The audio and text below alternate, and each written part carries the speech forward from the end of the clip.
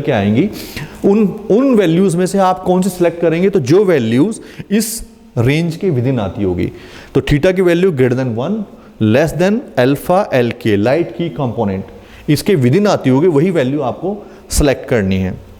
Once you are able to get the value of theta, तो यहाँ से जो भी आप वैल्यू निकल के आएंगी और आप जो उस डोमेन में आएंगे उस वैल्यू को आप यहाँ सब्स्टिट्यूट करेंगे, तो आप देखेंगे यहाँ से आपका आर मिनिमम आ जाएगा, क्योंकि इस साइड में ये सारी चीज़ें आपकी नोन हो जाएंगी। तो यहाँ पे अल्फा जे पहले की तरह, और ये हमने फीड में बात करी थी, सेम इक्वेशन रिपीट कर रहे हैं हम यहाँ पे फॉर डिस्टिलेट के लिए। ओके, तो डिस्टिलेट के लिए यहाँ पे सेम इक्वेशन रखेंगे, थीटा आपने यहाँ से निकाल लिया, तो जितने टर्म्स हैं और ये समेशन हटेगा, तो अगर सेकंड टर्म्स कंपोनेंट है तो प्लस करके वो सेम उसके लिए लिखा जाएगा, प्लस सेम थर्ड कंपोनेंट के लिए, प्लस सेम फोर्थ कंपोनेंट के लिए। तो ऐसा आप बाई हैंड भी कर सकते हैं, आप एक्सेल में भी कर सकते हैं, right in the manner in the same as in a MATLAB script. Okay, तो जब आपका ये सॉल्व हो जाएगा, तो यहाँ से आपका देखेंगे लेफ्ट हैंड साइड पे आर मिनिमम प्लस 1 है, तो आप 1 को उधर ले जाइए और आपका आर मिनिमम आ जाएगा। Once you able to get R minimum, तो उसको 1.5 से मल्टीप्लाई करके आप एक्चुअल रिफ्लक्स रेशियो निकाल लेंगे। तो ये आपका दूसरा स्टेप हो गया। आफ्टर फर्स्ट स्टेप में क्या हमने कहा था, minimum number of plates. Step number 2 में आपने आर मिनिमम निकाला और आर मिनिमम से आपने आर निकाल लिया। ओके, अब इसको लिखेंगे कैसे, तो फिर मैंने इसको एक सिस्टमेटिक वे में रिप्रेजेंट करके बताया कि इसको आपको कैसे लिखना है। तो वही चीज़ है कि बबल पॉइंट टेम्परेचर, आप याद रखिएगा ये सारी कैलकुलेशन एक साथ चलेगी। पहले आपको बबल पॉइंट पता होना चाहिए, तो वो कैसे आप लिखोगे, जैसे फंक्शन मैंने ये लिखा, जितने नंबर ऑफ कंपोनेंट्स है -1।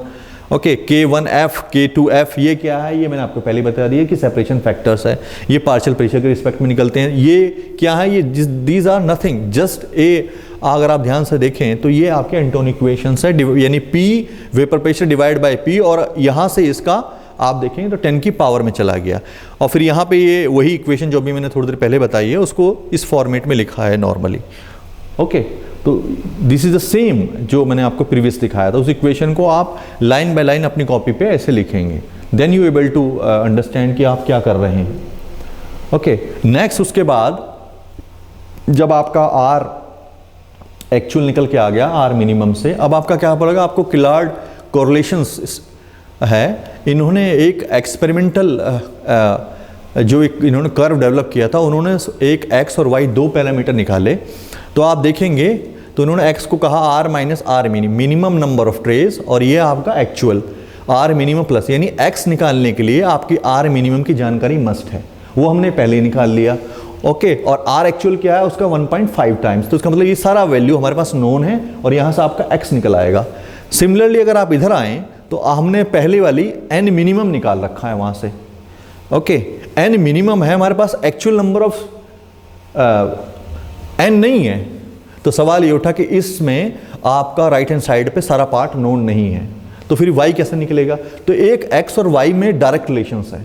अभी तक आपका ये पार्ट पूरा नोन है, आपका x निकल आएगा, तो हम यहाँ पे एक x और y के बीच भी एक रिलेशंस है।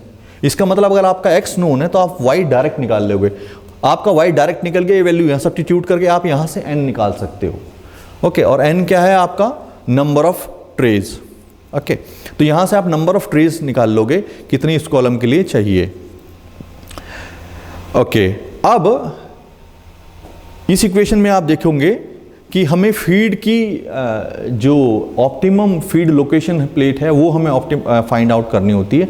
तो एक ये कर्कबर्ग इक्वेशंस है, इसमें आप देखेंगे m/p, जहाँ m क्या है, नंबर ऑफ प्लेट्स हैं जो आपकी फीड की जो प्लेट्स हैं फीड की लोकेशन प्लेट से अबोव है, और p जो है वो बिलो है, नंबर हैं ये, इनका लॉगरिथमिक आपका देखेंगे लेफ्ट हैंड साइड पार्ट पे 0.206 log b for bottom, d for distillate, और यहाँ पे फिर वही शब्द आ रहे हैं, यहाँ कैपिटल F फीड के लिए है अगर आप देखें तो, और ये XHK यानी जो हैवी की कंपोनेंट है उसका मोल फ्रैक्शन और लाइट की कंपोनेंट का मोल फ्रैक्शन का रेशो, XLK ये B के लिए है, लाइट की component in bottom, similarly heavy की कंपोनेंट डिस्टिलेट, और इसका स्क्वायर है। ये इक्वेशन आपकी कर्कबर्ग इक्वेशन कहलाती है। इसकी मदद से अगर इसमें आपका ये वाला पार्ट नोन होता है तो आपका यहाँ से m और p निकल आएगा, और इन इक्वेशन से आपका n निकल के आ गया, तो आपको कंबाइंडली पता है कि टोटल नंबर ऑफ प्लेट्स कितनी है आपके पास, उससे ऊपर कितनी है और नीचे कितनी है, तो आप सब्ट्रैक्ट करके आप निकाल लोगे कि फीड की लोकेशन कौन सी प्लेट पर आपकी होनी चाहिए।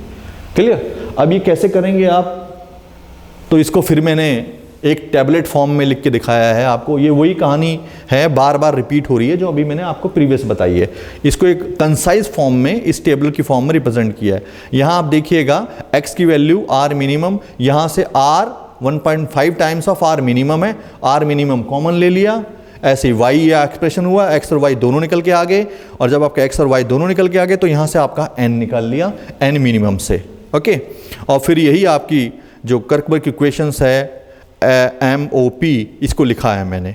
ओके, और यहाँ से आपने इस वैल्यूज़ को सब्स्टिट्यूट करके इसमें आपका जो स्पेसिफिक वैल्यूज़ हैं R की वो कैलकुलेट कर ली। तो this is the same method जैसा हम कोडिंग में। अब इसी को आप फिर कोड में कैसे लिखेंगे, तो जैसा मैंने बताया, जैसा आपने पेपर पे लिखा है ऐसे ही आपने यहाँ पे लिखना है, और आप देखेंगे सारा the way of style is same as you normally write on the paper. बिल्कुल आपको बिल्कुल डरने की जरूरत नहीं, जो ऐसे पेपर पे लिखते हैं वैसे लिखिएगा। और अगर आप इससे कन्विंस नहीं हैं राइटिंग ऑफ स्क्रिप्ट से, तो ये काम आप हैंड कैलकुलेशन से भी कर सकते हैं, या आप एक्सेल शीट का भी इस्तेमाल कर सकते हैं। तो अगर आप चाहते हैं कि ये मैं उस एक्सेल शीट वगैरह में भी करके दिखाऊं, तो आप उसमें मुझे ये कमेंट लिख सकते हैं, तो I can do the same for you in Excel sheet as well.